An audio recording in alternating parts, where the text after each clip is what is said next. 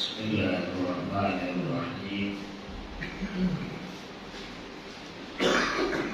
يا أيها الذين آمنوا أطيعوا الله وأطيعوا الرسول ولا تبطلوا أعمالكم.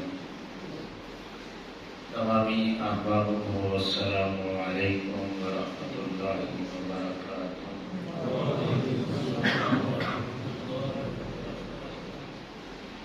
امام الانبیاء صلی اللہ تعالی علیہ وآلہ وسلم کے غلام اللہ رب العزت نے ارشاد فرمایا کہ اے ایمان والو، اللہ کی اطاعت کرو اور اس کے رسول صلی اللہ علیہ وآلہ وسلم کی اطاعت کرو اور اپنے اعمال ضائع مت کرو. بڑی توجہ طلب بات ہے اور آج کی گفتگو یاد رکھنے والی ہے. یہاں پہ لفظ اللہ رب العزت نے اطیعوا لگایا ہے. اس کا معنی یہ ہے کہ اطاعت کرو. قرآن مجید میں ایک لفظ آتا ہے اتباع. فاتبعونی، اللہ نے فرمایا میرے حبیب کریم علیہ السلام کی اتباع کرو. جگہ جگہ فرمایا اطاعت کرو. اب علماء نے لکھا ہے کہ اطاعت اور اتباع میں فرق کیا ہے. اطاعت کہتے ہیں حکم ماننے کو، اور اس میں نمونے کا ہونا ضروری نہیں ہے. اور جب لفظ اتباع بولا جاتا ہے تو اس میں حکم بھی موجود ہوتا ہے اور پھر کسی نہ کسی نمونے کا ہونا، اسوہ حسنہ کا ہونا، انسانی پیکر کا ہونا بھی ضروری ہوتا ہے. اب قرآن مجید کی یہ فصاحت و بلاغت ہے کہ اللہ رب العزت نے پورا قرآن پڑھ کے دیکھ لیں، کہیں پہ بھی اپنی اتباع کا ذکر نہیں کیا. کیوں؟ اس لیے کہ اتباع میں حکم بھی آتا ہے اور عملی نمونہ، پیکر ہونا، انسان ہونا یہ بھی آتا ہے. اور اللہ رب العزت انسانی پیکر سے پاک ہے. وہ اس طرح کا وجود جیسا ہمارا ہے اس طرح وجود سے پاک ہے. اگرچہ اس کا وجود ہے لیکن وہ وجود انسانی وجود نہیں ہے. اس کا ایک اپنا پیکر ہے، اپنی ذات ہے، اور اس ذات میں پھر وہ بے مثل ہے، بے مثال ہے. اللہ اکبر. اللہ نے فرمایا کہ حکم مانو اللہ کا اور اس کے رسول صلی اللہ علیہ وسلم کا. اب اللہ کی حکم ماننے سے مراد اللہ کی رضا حاصل کرنا ہے.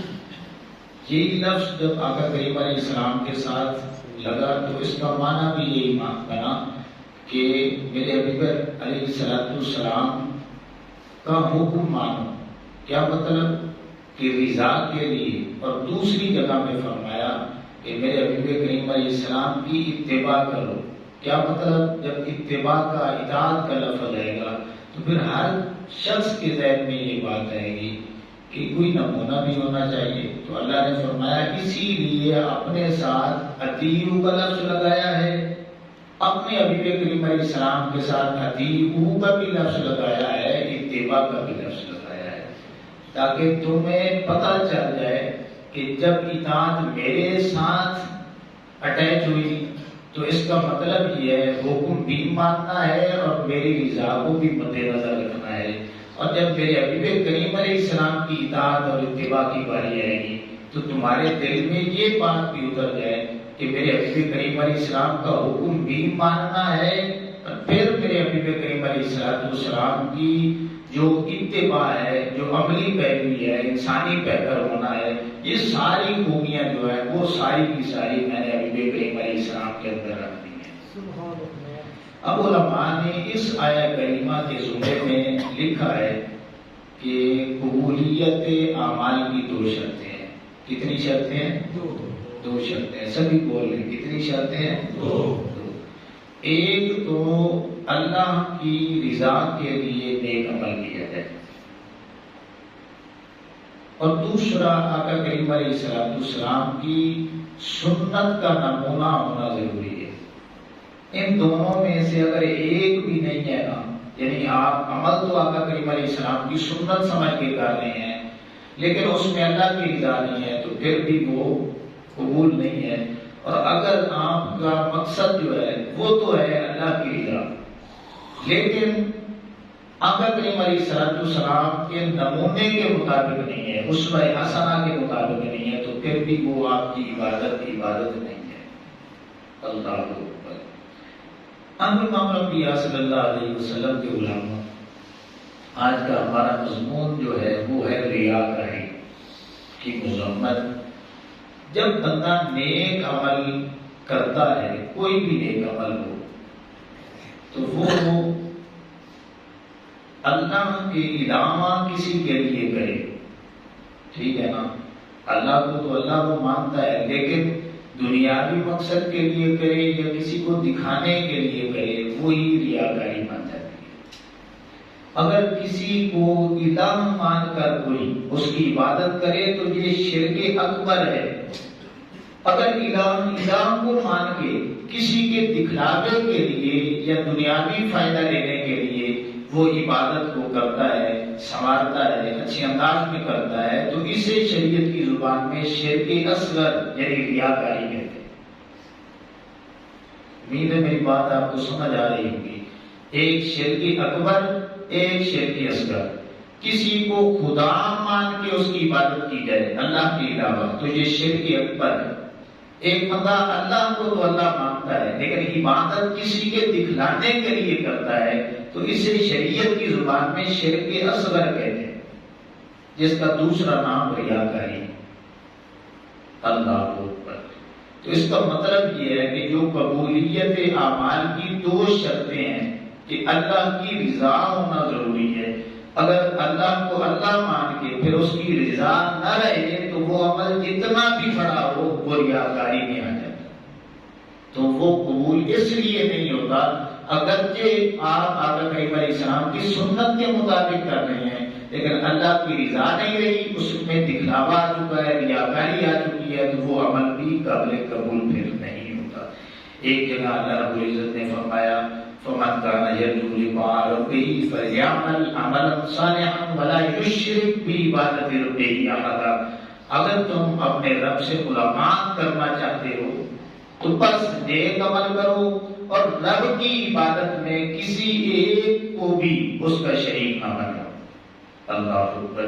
ایک جگہ اللہ نے فرمایا وَالَّذِينَ يُنْفِقُونَ أَمْوَالَهُمْ رِئَاءَ النَّاسِ، یہ جو تم اللہ کی راہ میں مال خرچ کرتے ہو نا، تو کہیں ایسا تو نہیں ہے ریاء الناس کہ اس میں دکھلاوا ہے۔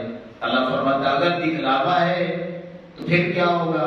وَلَا يُؤْمِنُونَ بِاللَّهِ وَلَا بِالْيَوْمِ الْآخِرِ۔ ایسے لوگ جو دکھلاوے کے لیے مال خرچ کرتے ہیں، اللہ فرماتا ہے ان لوگوں کا میرے اوپر بھی کوئی ایمان نہیں ہے، اور دوسری بات یہ ہے کہ قیامت پر بھی ان کا ایمان نہیں ہے۔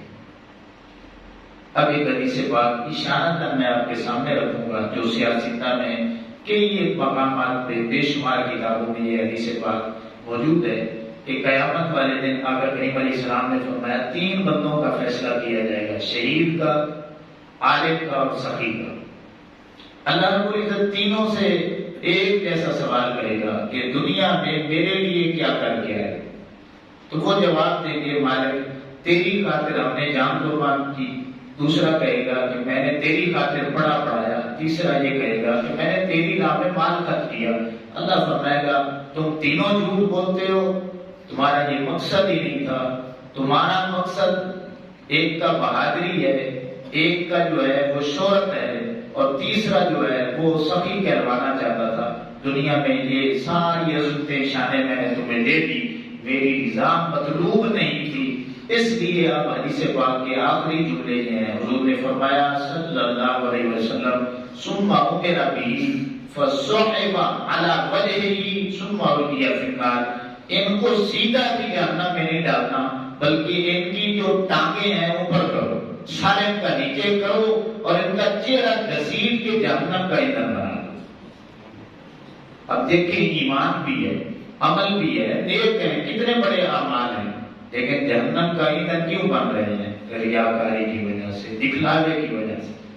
ایک دن حدیث پاک میں آتا ہے من صلی یرائی فقد اشرک، من صام یرائی فقد اشرک، من تصدق یرائی فقد اشرک۔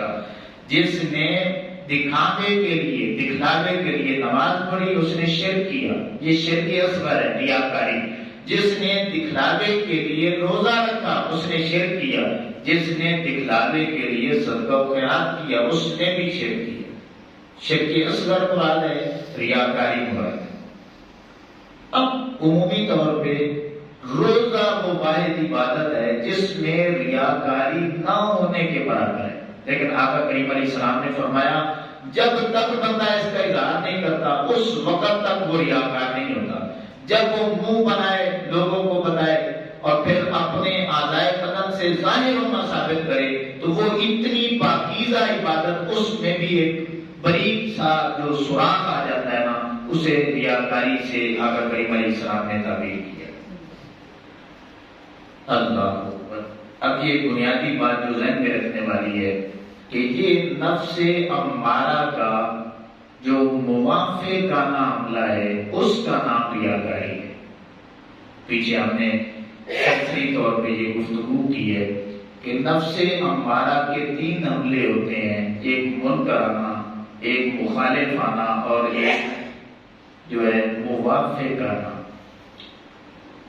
منکرانہ حملہ یہ ہوتا ہے کہ بندہ اللہ کا، نبیوں کا اور عیسیٰ علیہ السلام کی آمد کا یا امام مہدی علیہ السلام کے حوالے سے یا وہ منکر ہو جاتا ہے یا پھر الوہیت پہ، نبوت پہ، عیسیٰ علیہ السلام کی رسالت پہ یا پھر امام مہدی علیہ السلام کی جو عظمت ہے، کرسی ہے، عہدہ ہے، اس کو وہ اپنی طرف منسوب کرتا ہے۔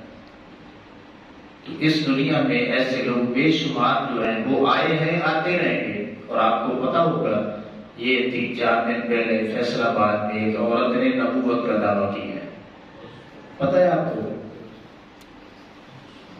اللہ اکبر۔ اب ایسے لوگوں کو قرآن مجید سے اور آقا کریم علیہ السلام کی حدیث مبارکہ کا اتنا بھی علم نہیں ہے کہ ان کے اپنے نفس نے ان پہ حملہ کر دیا ہے اور یہ نفس امارہ کے منکرانہ حملے کا شکار ہو چکی ہے، تو اس نے پھر نبوت کا دعویٰ کیا۔ جن بے وقوفوں کو اپنے نفس پہ ابھی تک قدرت حاصل نہیں ہے وہ نبی بننے کے چکروں میں ہے، اور اتنا بھی عقل نہیں ہے، کامن سینس اتنی بھی نہیں ہے کہ قرآن مجید میں موجود ہے کہ کوئی عورت آج تک نبی نہیں ہوتی اور کوئی فرشتہ بھی نبی نہیں ہوا۔ نبی بننے کے لیے، نبی ہونے کے لیے جو 3 بڑی بنیادی شرطیں قرآن مجید میں حدیث مبارکہ میں آتی ہیں وہ کون سی ہیں؟ ایک تو مرد ہونا ضروری ہے، ٹھیک ہے، انسان ہونا ضروری ہے، اور پھر نبی آ کے نبی نہیں بنتا، نبی اللہ بنا کے بھیجتا ہے۔ جو ادھر آ کے بنے وہ نبی نہیں ہوتا۔ اب یہ تینوں کیٹیگری اپلائی کریں تو ایسے لوگوں کا دماغ بھی ٹھکانے نہیں ہے اور اپنے نفس کے یہ غلام ہوتے ہیں۔ تو اب یہ ہمارے پاکستان میں عدالتوں پہ بھی اس دفعہ امتحان آ چکا ہے۔ وہ کیسے کہ جتنی بھی اس طرح کی جس کسی نے بھی گستاخی کی ہے نا، تو وہ جو جج ہوتے ہیں، وکیل ہوتے ہیں، وہ اسے بچانے میں ایڑی چوٹی کا زور لگاتے ہیں اور وہ کچھ نہ کچھ الفاظ میں تغیر اور تبدیلی کر کے اسے بچانے کے لیے وہ بیٹھے اسی لیے ہیں تو انہوں نے بچانے کی کوشش کرنی ہے۔ تو وہ بہانے بناتے ہیں کہ صاف الفاظ نہیں ہے، یہ ہے، وہ ہے، اس طرح کے الفاظ۔ لیکن اب یہ جو معاملہ ہے یہ تقریباً 74-75 سالوں میں پہلا معاملہ جدا گانا ہے کہ اس عورت نے بالکل صریح لفظوں میں اس میں کوئی گنجائش بھی باقی نہیں ہے۔ اب عدالتوں پہ بھی امتحان ہے کہ عدالتیں واقعی یہ اسلامی قانون ہے اور اس پہ عمل کرتی ہیں یا نہیں کرتی۔ تو اب ساری دنیا دیکھے گی کہ یہ کتنے جو ہیں یہ ان کا اپنا قانون ہے یا کسی غیر کے قانون پہ یہ جو ہے نا یہ عمل درآمد کر رہے ہیں۔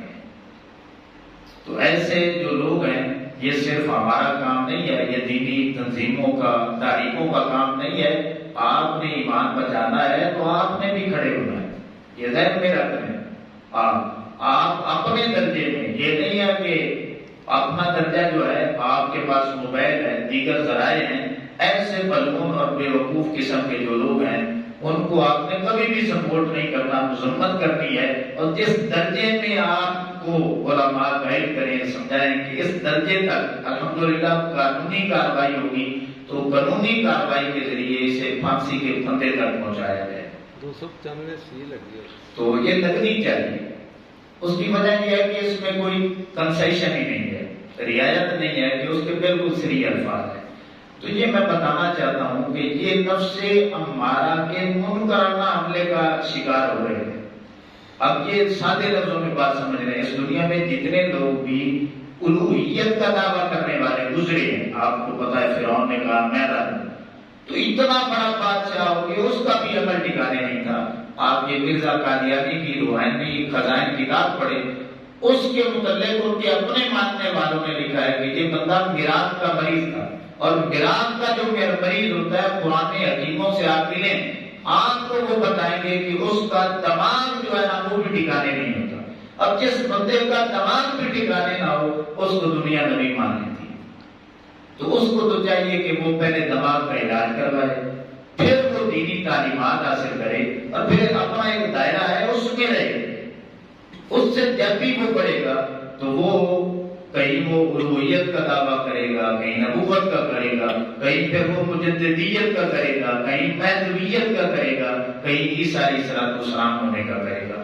یہ سبھی آج نوٹ کر لیں، یہ بڑی بڑی بات ہے کہ جب بھی ایسا کوئی خیال آنے لگے نا، یہ خواب آتے ہیں، یہ ذہن میں رکھیں، خوابوں نے آنا ہے، پھر بھی ذہن میں رکھ لے آنا ہے، لیکن جب بھی وہ آپ کو الوہیت کے حوالے سے، رسالت کے حوالے سے یا بنیادی عقائد کے حوالے سے آئے نا، پھر اللہ کی طرف سے نہیں سمجھنا۔ اس عورت کی یہاں سے غلطی لگی، اس نے سمجھا کہ اللہ کی طرف سے 7 سالوں سے میں خواب دیکھ رہی ہوں، اور یہ خواب قرآن کو پڑھ کے دیکھو کیا اللہ نے بھیجے ہیں۔ قرآن میں آتا ہے 8ویں پارے میں اللہ فرماتا ہے وَإِنَّ الشَّيَاطِينَ لَيُوحُونَ إِلَىٰ أَوْلِيَائِهِمْ، شیطان اپنے ولیوں، اپنے دوستوں کے پاس وحی کرتا ہے۔ صرف اللہ وحی نہیں کرتا، شیطان بھی اپنے یاروں کے پاس وحی بھیجتا ہے۔ تو یہ شیطانی وحی ہے جس نے تجھے الوہیت پہ، نبوت پہ اور بنیادی عقائد کا جو ہے وہ دعویٰ کر دیا ہے کہ میں یہاں تک پہنچ چکا ہوں۔ تو اس لیے جب بھی آئے اپنے خیال کو جھڑکے، نفس پہ کنٹرول رکھیں، جہاں سے غلطی لگی اس کو درست کرنے کی کوشش کریں، اور ایسے خواب اللہ کی طرف سے نہیں ہوتے، شیطان کی طرف سے ہوتے ہیں، اور ان کو بیان بھی نہیں کرنا چاہیے۔ آگے چلیں، مخالفانہ حملہ وہ یہ ہے کہ آپ کو نماز نہ پڑھنے دے، روزہ نہ رکھنے دے، زکوٰۃ نہ دینے دے، حج نہ ادا کرنے دے۔ بنیادی جو فرائض ہیں ان کی جب ادائیگی نہیں ہوگی، جو آپ کو بھی سمجھ ہوگی کہ یار یہ اللہ کا جو سب سے بڑا حق ہے، اللہ کا فریضہ ہے، میں نہیں ادا کر رہا، تو اس میں کمال نہ سمجھے بلکہ جھک جائے، توبہ کرے کہ یہ میرے نفس کا دوسرا بڑا حملہ ہے جس کا میں شکار بن چکا ہوں۔ اب تیسرا بڑا حملہ جو ہے وہ ذہن میں رکھ لیں، نمازیوں پہ ہوتا ہے، روزے داروں پہ ہوتا ہے۔ وہ تیسرا بڑا حملہ صدقہ و خیرات سخی لوگوں پہ ہوتا ہے اور حاجیوں پہ ہوتا ہے کہ ریاکاری کرواتا ہے۔ اب نفس کتنا سمجھدار ہے، وہ جانتا ہے اس کا عقیدہ بڑا پکا ہے، ادھر سے اس نے نہیں پھسلنا۔ یہ نمازی بڑا پکا ہے، اس کو میں 1000 بار روکوں گا تو اس کی عادت بنی ہوئی، اس نے صبح اٹھنا ہے۔ بس نفس یہ کہے گا یار اٹھ جایا کر، تہجد بھی پڑھ لیا کر، لیکن تھوڑا سا بتا بھی دیا کر۔ اب نفس کا یہ بریک عملہ کہ وہ اعمال ضائع کروانا چاہتا ہے۔ کیوں؟ حدیث مبارکہ میں موجود ہے کہ قیامت والے دن جب ایسے لوگ اللہ کی بارگاہ میں آئیں گے نا، جنہوں نے اللہ کی علامت دکھلانے کے لیے نمازیں، روزے، دیگر کام کیے ہوں گے، اللہ رب العزت فرمائے گا ان لوگوں کے پاس چلے جاؤ جن کے لیے یہ کام کر کے آئے ہو، میرے لیے کرتے تو میں اجر دیتا۔ اللہ اکبر، یہ بہت بڑی تنبیہ ہے، ہمیں اپنے نفس کا خیال رکھنا چاہیے۔ حضرت ابو الحسن خرقانی رحمۃ اللہ علیہ، آپ نے کیا خوب بات کی ہے۔ آپ فرماتے ہیں کہ 3 جو باتیں ہیں نا ان کی کوئی حد نہیں ہے۔ ایک، اللہ کی معرفت کی کوئی حد نہیں ہے۔ دوسرا، آقا کریم صلی اللہ علیہ وآلہ وسلم کے درجات بلندی کی کوئی حد نہیں ہے، اور تیسرا نفس کی مکاریوں کی کوئی حد نہیں۔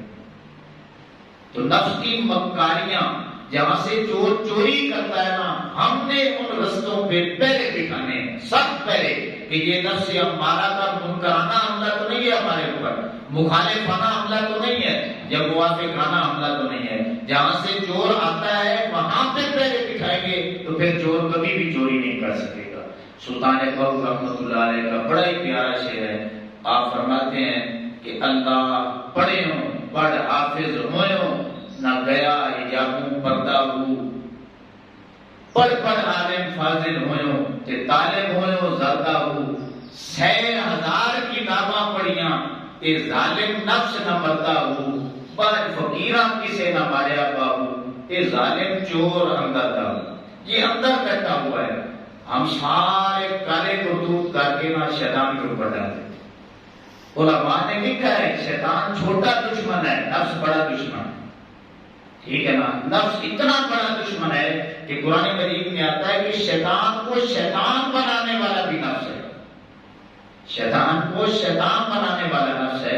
اس لیے امام الانبیاء صلی اللہ علیہ وسلم کے غلاموں یہ نفس کی مکاریوں کو سمجھیں۔ اگر ریاکاری آ رہی ہے تو پھر موافقانہ حملے کا شکار ہو چکے ہیں، اگر فرائض کی پابندی نہیں کرنے دیتا تو مخالفانہ حملے کا شکار ہو چکے ہیں، اور اگر جو ہے وہ بنیادی عقائد کے حوالے سے وہ آپ کو پھسلا رہا ہے تو سمجھ جائیں یہ منکرانہ حملہ کر رہا ہے۔ میں دعا کرتا ہوں کہ اللہ رب العزت مجھے آپ کو سبھی کو نفس کی مکاریاں سمجھنے کی اور پھر ان کی شر سے بچنے کی اللہ نے توفیق عطا فرمائے۔ وما علینا الا البلاغ۔